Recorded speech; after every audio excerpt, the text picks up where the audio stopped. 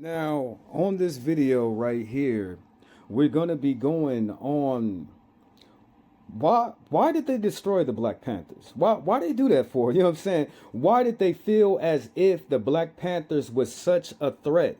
Now, growing up in California, your brother, I had respect for the Black Panthers. That's the only reason why I got this long tattoo on my arm of the Black Panthers. It looked better when I was younger. You know what I'm saying? I'm much older now, but this is the only reason why I got this long ass tat of Panther on my arm is because of them, as a tribute, as a memorial for the Panthers. But it just blows my mind. You know what I'm saying? What was so threatening about what the Black Panthers was doing?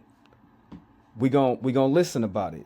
What did the Black Panthers do to the black community? We gonna listen about it. Who was the leaders of the Black Panthers? We gonna listen about it. Who destroyed the Black Panthers? We gonna listen about it. So this is my memorial to the Black Panthers because I got love for my people. You know what I'm saying? I'm a black native of California. I'm a California black.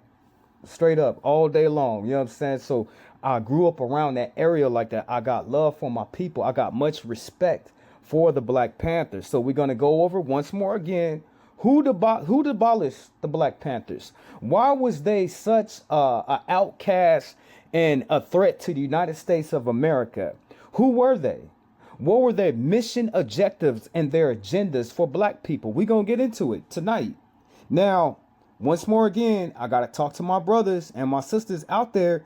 I cannot promise you a short video, but I'll try to wrap it up around 30 minutes or so. So just hang in there. You know what I'm saying? We're going to learn tonight. We're going to have a deeper understanding of why they destroyed our people. Now, all these gangs in the neighborhoods and stuff like that, they don't fear them people like that.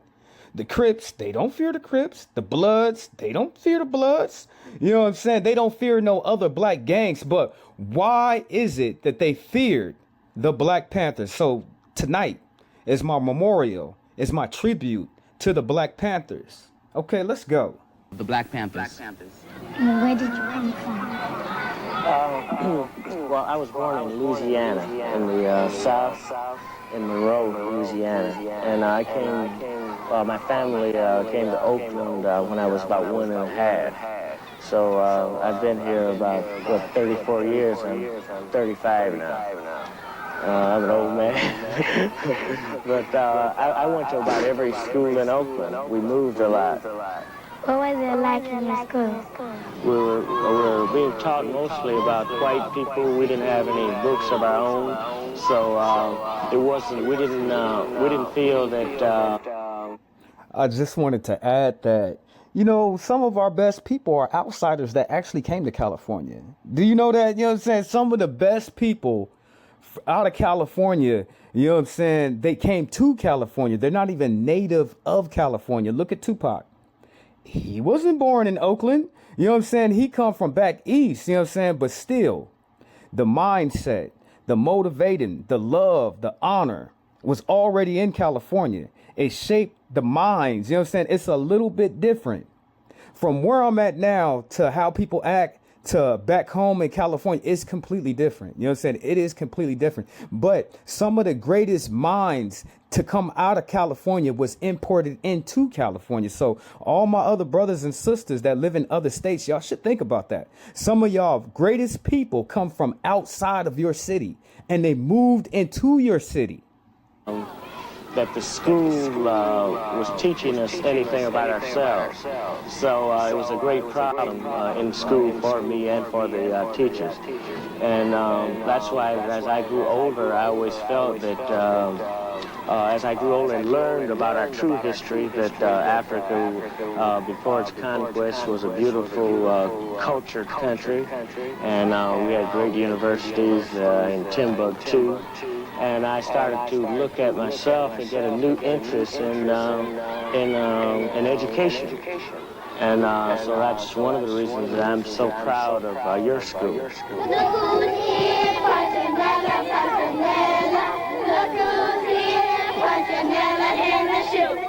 A threat, not because of guns, but because they fed and united black people. COINTELPRO didn't kill a movement, it exposed America's fear of one.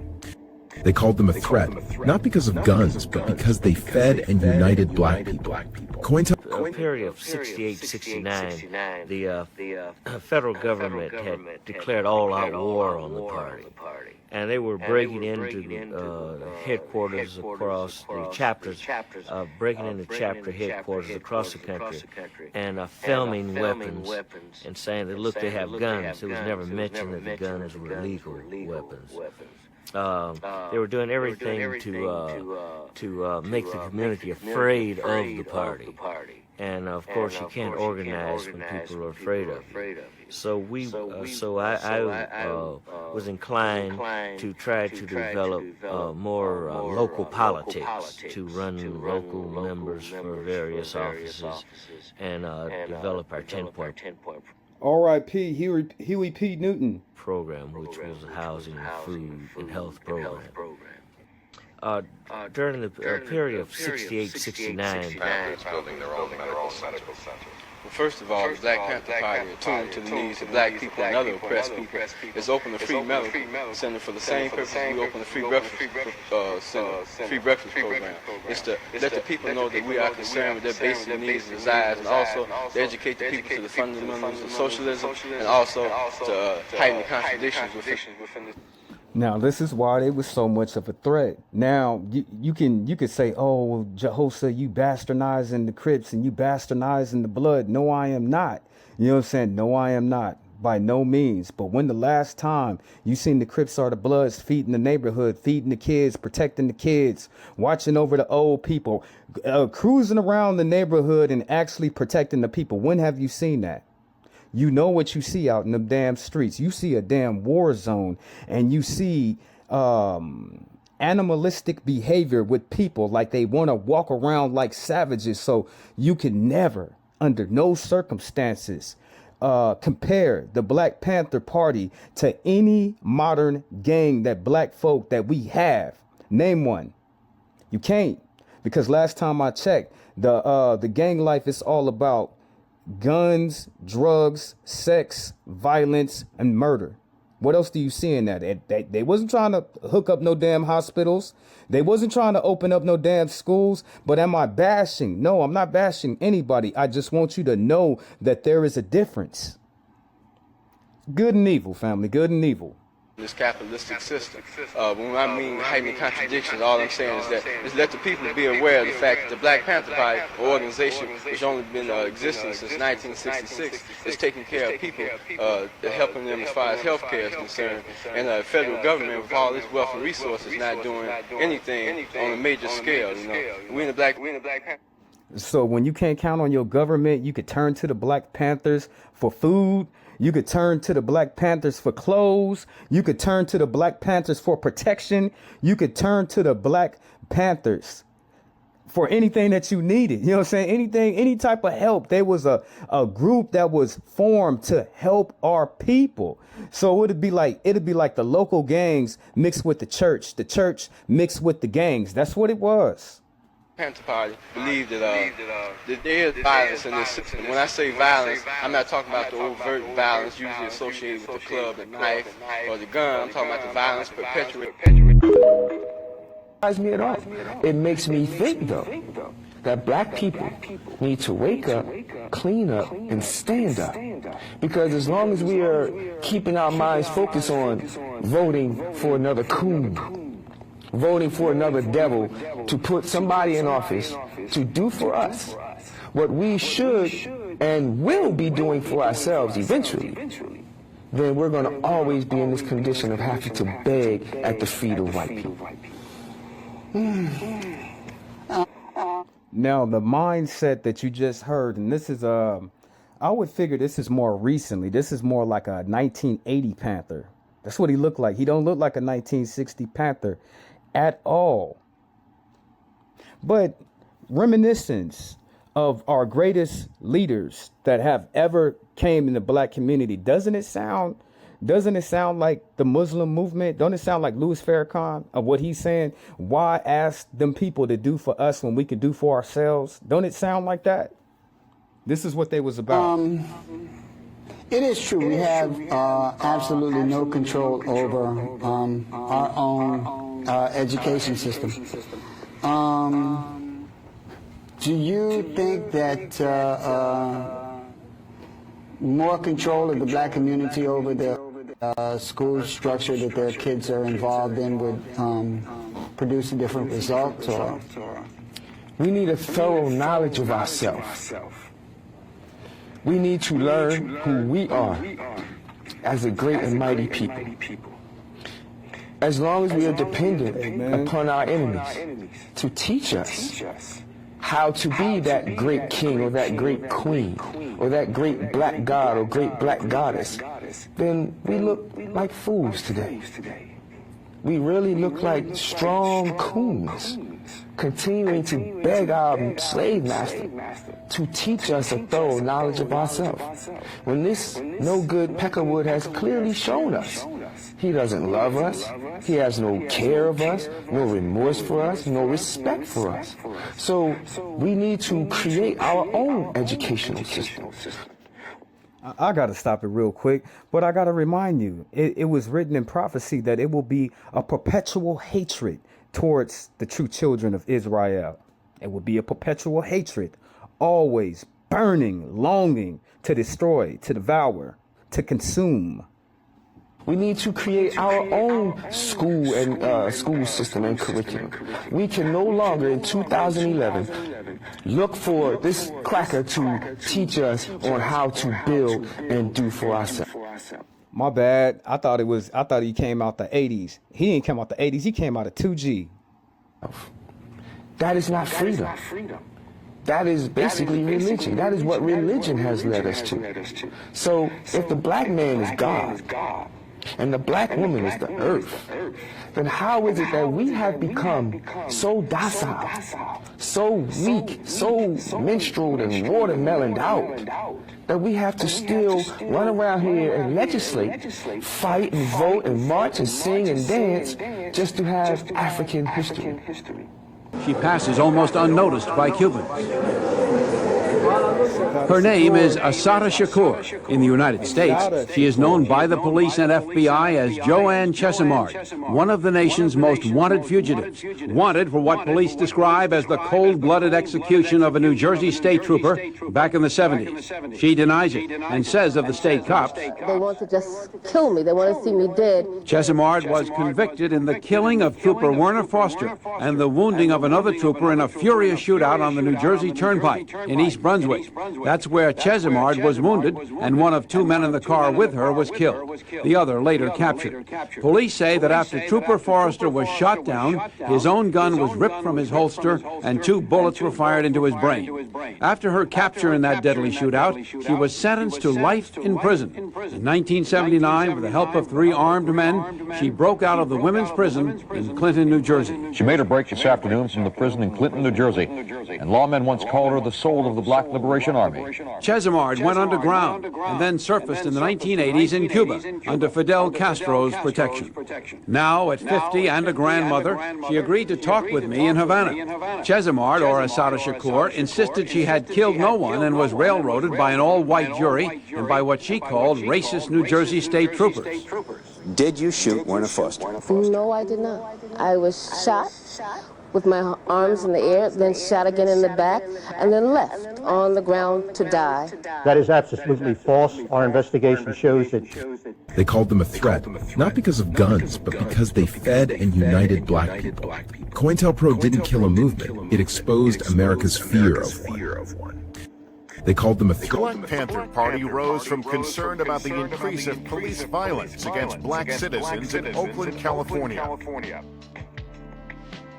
In 1966, political activist Huey Newton founded the Black Panther Party with the help of his Oakland City College classmate Bobby Seale and his childhood friend David Hilliard. Unlike the nonviolent movement of Martin Luther King, the Black Panthers believed that blacks should act aggressively in their own defense when police violated their rights. So the concept is this, basically. The whole black nation that can be put together as a black army. Newton and Seal very much understood this as a matter of rights. And so part of how they would police the police was that they would carry guns, because in 1966 in California, it was... That would scare the hell out the police. You know what I'm saying? That would scare and terrify. See, nowadays, they worrying about people pulling out a camera looking at them. But look how your people used to ride back in the day, you know what I'm saying, to police the police. You know what I'm saying? Nowadays, we think pulling out a damn camera is policing the police. No, look at what your people used to do back in the day. It was legal to carry an unconcealed weapon. But part of what they would also carry was tape recorders, legal case books. The part of the idea behind policing the police and the police patrols and then educating the community was about what are your rights vis-a-vis the police. And making the police have to live up to those rules and to those rights. And kind of transforming the relationship between the police as sort of an occupying force or a force that was sort of not there to protect necessarily the black community, and beginning to say, no, we are not going to allow this kind of policing. The Black Panthers also work for social reform by creating a free breakfast program for needy children, medical services for the poor, and educational lectures about black history and politics. Soon, chapters of the Black Panther Party opened in major cities around the country, from California to New York City.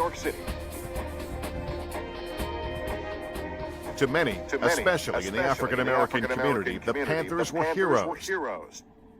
But their aggressive rhetoric, military-style dress, and open display of weapons made...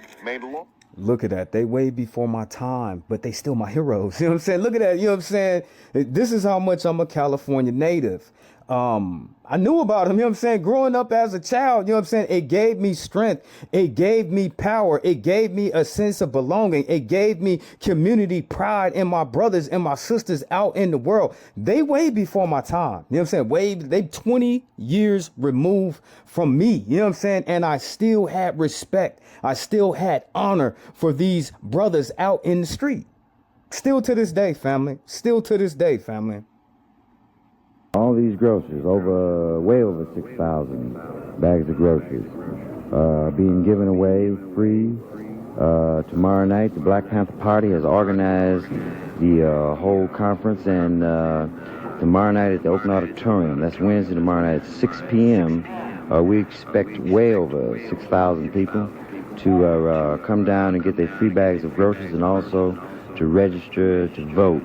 To unify the vote around the very concrete program, so that in the future the black community and other poor oppressed people in any kind of vote will be unified around concrete survival programs like this, so that people won't be asked by the politicians to endorse them, but the politicians will have to endorse people's community survival programs, such as free food, because people got to eat every day.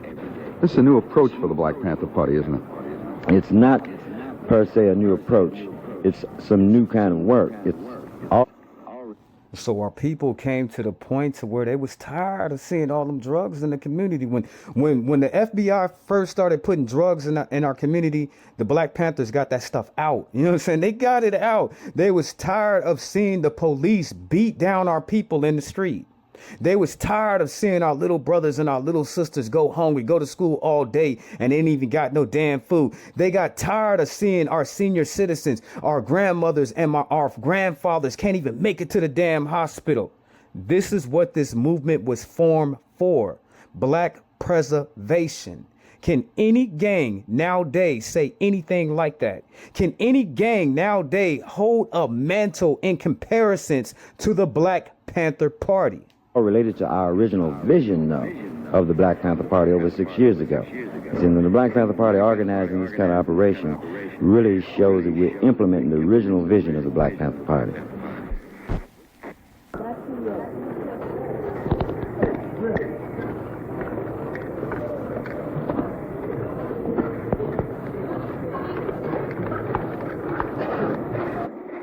I think we need grassroots brothers and sisters like this in the world nowadays. If it was needed back then, it's needed now.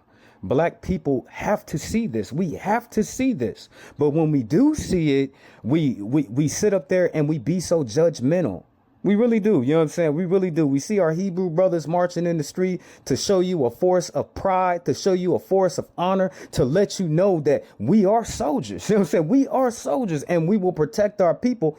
They get discredited. But things like this, it has to be done. It has to be seen. Our children have to see black force of black power.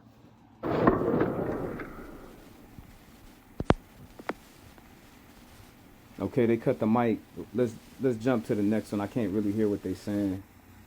Right there, reaction where all of us people are getting together and have an international proletarian revolution. Right. Black people and white poor people and red poor people and Puerto Rican poor people and Latin American Puerto Rican people of poor people of all descents. They have caught up in movements based on racism when the Black Panther Party stood up and said that we don't care what anybody says.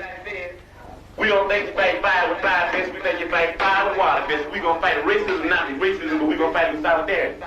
We said we're not going to fight capitalism with black capitalism, but we're going to fight with socialism.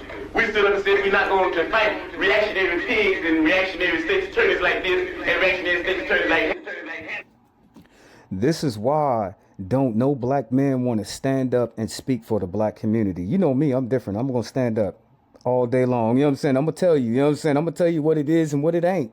But this is why so many different strong black men are scared of leading our people, because they do not want to be executed. They don't want to be annihilated anytime, you know what I'm saying? It don't matter anytime, because you have to imagine God sets up judges amongst our people. He sets up judges and warriors amongst our people to protect our people. But when we get a judge, when we get a Martin Luther King, what they do with him? When we get a Huey P. Newton, what do they do with him? When we get a Malcolm X, what do they do with him?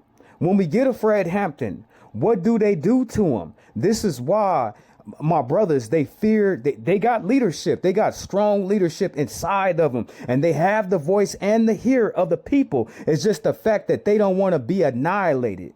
They don't want to be executed.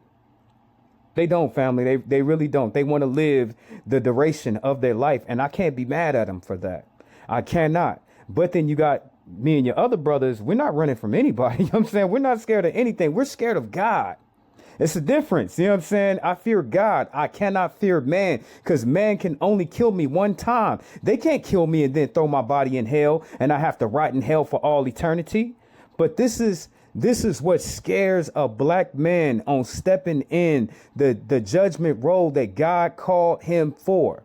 This is what stops a black woman for standing up. And then, they start putting money. They start putting money in your brother's pocket, and he don't even talk the way he used to talk no more, because he's just been bought out, because he's a sellout. Your sister, she was talking all that black power and all that strong and all that sisterhood and all that. I love my people and this and that. They put a couple dollars in her pocket, and then she starts singing another tune.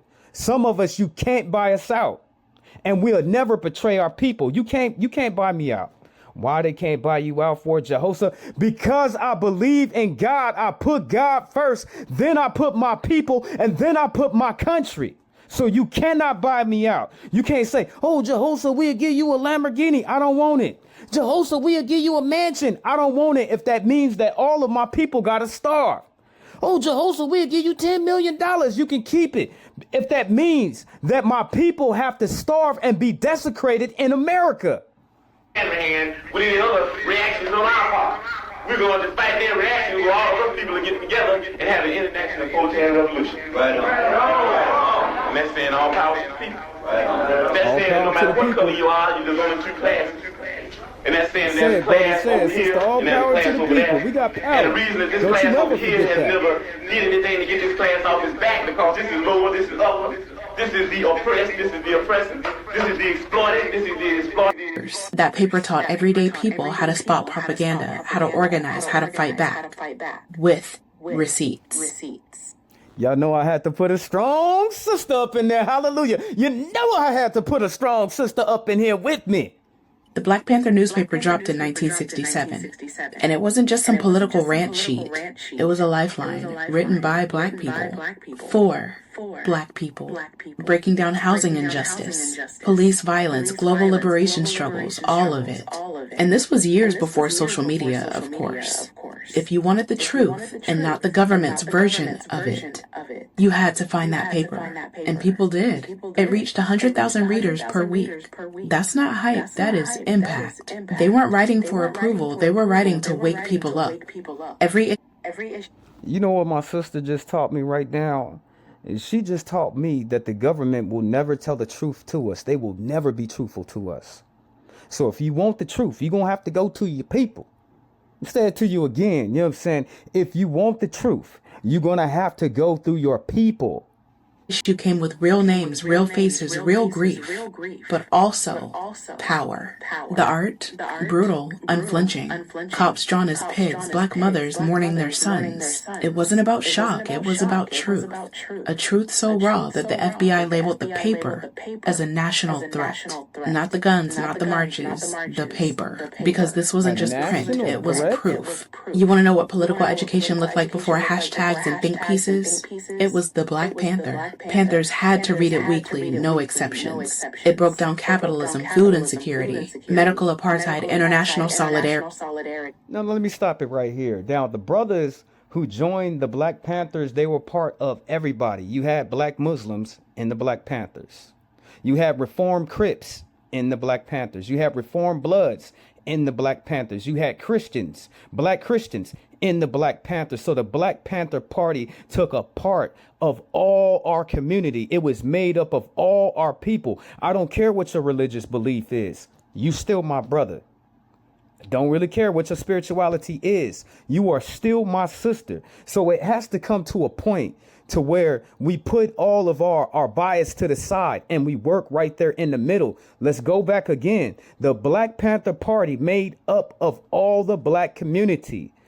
All of the Muslims, well, I'm not going to say all the Muslims, but a portion of the Muslims, our Black brothers that's Muslims, a portion of our brothers that's Christians, a portion of our brothers that was Crips, a portion of our brothers that was Bloods. All of us made this party together for our community. So we going to have to learn, my brothers, we going to have to learn, my sisters, to put our bias to the side. Anything. I don't care about what you, okay, I care about what you believe in, but just because you believe in that does not mean I'm not going to work with you. You're my people. I'm still going to work with you. That's the mindset that we have to carry into 2026. In plain, everyday language. It taught people how to survive, how to fight back. Not just with fists, but with knowledge, with purpose, with strategy. The FBI wasn't scared of riots. They were scared of the people thinking. That paper connected the dots. It reminded people that the same government bombing Black neighborhoods abroad was starving Black kids here. At home. You weren't just reading about injustice, you were learning how it was engineered. We talk a lot about the Panthers, leather jackets and rifles, that sort of thing. But this was the real weapon, the newspaper. Because once people start thinking critically, once they start organizing, once they start connecting oppression to systems, not just bad luck, that is when revolution becomes possible. And that is exactly what they are still afraid. So that's one thing that y'all gonna learn about y'all brother Israel. I'm all about Black liberation. I'm all about Black power. I'm all about Black strength. I'm all about Black unity. We have to put our bias to the side and work with one another. This is the only chance that we got. You seen what Dr. Claude Anderson was telling us yesterday. The show that I brought up, you remember what our elder was telling us? Remember our brother who came with the first bill for reparation, what he said? We have to liberate our own people, since our government is only going to lie to us, only going to deceive us, only going to put that boot back on the back of our neck. We got to come together, y'all. Okay, now I'm going to go ahead and finish this here because I know that you have learned a gang of information on why why they were destroyed, why they were picked apart, why they were enemy number one. Why? What did they do that was so damn horrible and so damn criminating to the United States government to where you had to have an all-out war on black people in their own communities trying to uplift black people at the same time? So we're going to hear from our brother, probably Huey, probably one more again, and then I'll be out. And I thank you. You like, comment, subscribe, share. Please comment, though. I want your commentary, though. You scared people, Huey. The Black Panthers scared people. Anytime the black man attempts to change the slave image, he will scare white people. So the Black Panther Party, I thank you. When you said that we scared people, that means that we were creating a positive black image for ourselves. You scared people, Huey.